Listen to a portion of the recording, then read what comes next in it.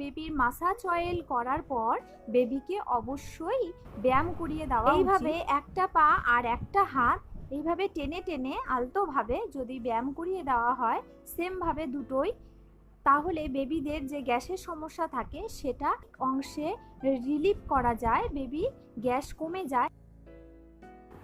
আর দুটো হাঁটুই অল্টারনেট করে পেটের মধ্যে ছোঁয়াতে হবে। এটাও কিন্তু খুব ভালো একটা গুরুত্বপূর্ণ ব্যায়াম, যেটা বেবির খিদের চাহিদা দ্বিগুণ বাড়িয়ে দেবে। এইভাবে হাতটাকেও আমি ওপরের দিকে তুলে ব্যায়াম করিয়ে দিচ্ছি। বেবি যখন খুব ছোট ছিল, 1 মাসের পর থেকে বেবির প্রচণ্ড গ্যাসের সমস্যা ছিল এবং ঘুমের সমস্যা ছিল। যখন থেকে এই ব্যায়ামগুলো আমি করাতে শুরু করেছি, সেই সময় থেকে বেবি খুব ভালোভাবে ঘুমোয় এবং গ্যাসের সমস্যা অনেক কমে গেছে।